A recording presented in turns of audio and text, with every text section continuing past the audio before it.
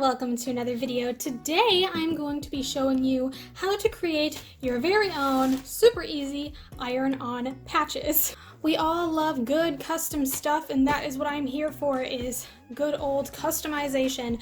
And something I've been dying to do for a long time is to put some embroidery onto my embroidery pouch. And I actually mentioned this in my testing out an embroidery machine video, but I couldn't quite fit it in or fold it up the right way to just make it work. So again, I just have yet to actually put anything on here, but you know what a great solution to that would be is to embroider on something else and then attach it to this using my iron-on patch method. And it is only going to require very minor materials, but the key ingredient here is going to be Heat and Bond Ultra Hold, which I got for $2.99 from Hobby Lobby a hot minute ago. It is machine washable, so it can go straight into a washing machine if it's on a piece of clothing. There are other Heat and Bond hold grades, I guess, in like different colors that have different levels of holds, kind of like hairspray almost. This reminds me a lot of hairspray, and this is not supposed to come off under any circumstances. This is relatively permanent, so it is perfect for creating iron-on patches or appliques or whatever, which it actually says right there. So for $2.99, making your own custom patches is going to be super easy. So let's get started right now. Alright, so we have my embroidery hoop here. I still have my embroidery testers from the last embroidery video I did with you all. So if you're interested in figuring out how to do each of these stitches, you can check the videos in the iCard up here. But we are going to start by me showing you very basically how to create the patch. So I am going to grab my iron and we'll go through this. I'm going to start here by cutting off a little section, just a nice and simple square. Don't know how that happened. Right.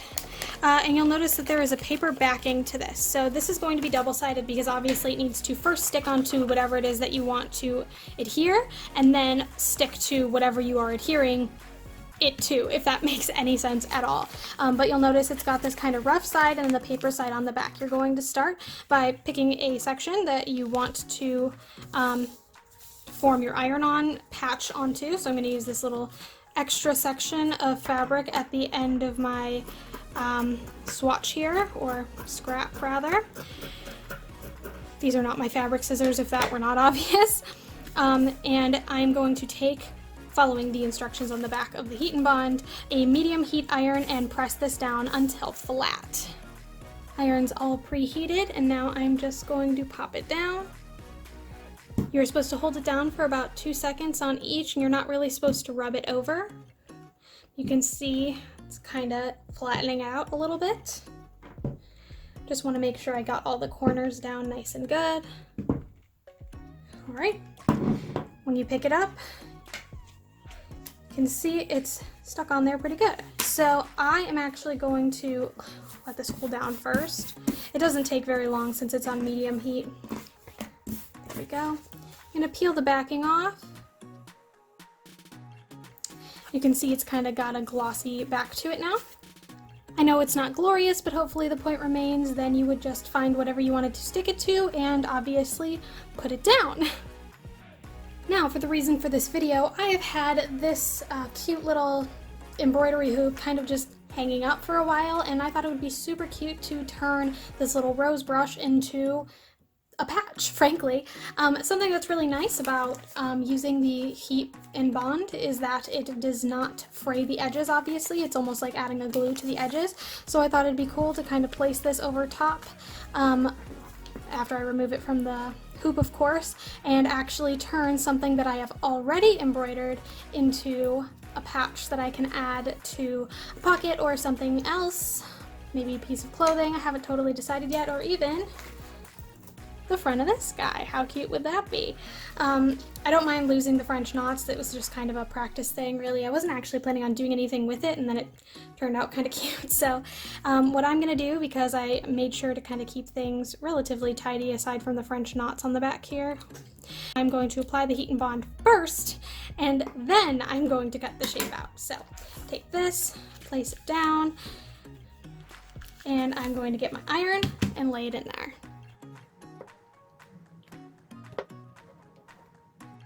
Alright, I stuck it down a few times just to make sure it was nice and flat, and now I'm going to go and cut around. And I'm going to do it from the front so that I can make sure I don't snip any of my stitches.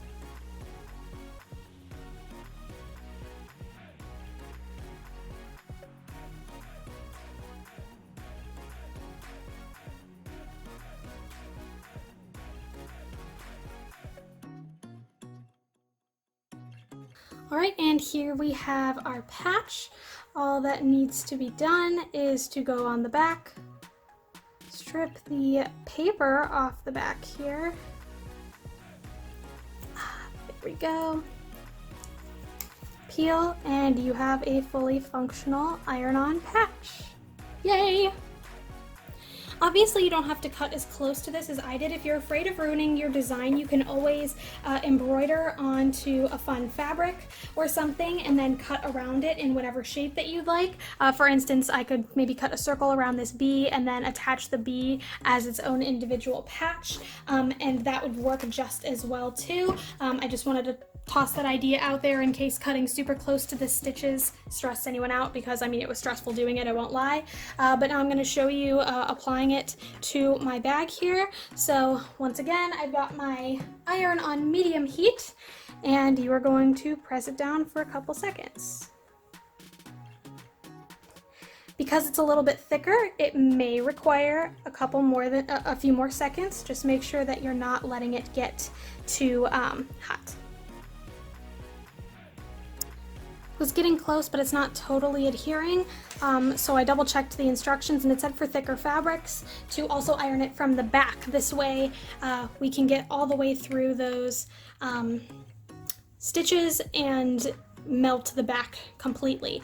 It says to go for about 10 seconds. It says originally 8 for normal fabrics, 10 for thick fabrics, and an additional couple seconds from the back. So that is what I am doing.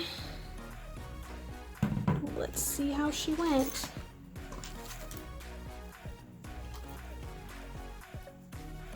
Not bad. It's a little loosey-goosey, so I might go over it a second time just in case, but it is on there. Not bad. It's actually sticking pretty good now. I'm actually really excited. I think it turned out really nice. I'd still like to add maybe something else. Maybe I'll make some more patches and put them on here.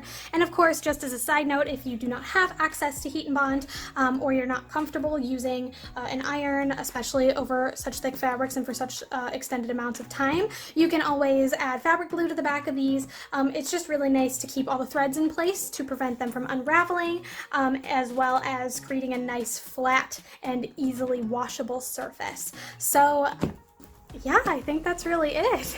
With all of that said, I wanted to thank you so much for watching, and if you like what you saw, feel free to like and subscribe. I put out new videos every Sunday at noon Eastern Standard Time. I just burnt myself on the iron. I'm doing really well. I put out new videos every Sunday at noon Eastern Standard Time, and I'd love for you to be here for the next one. So thanks for watching, and hopefully I'll be seeing you then. Bye!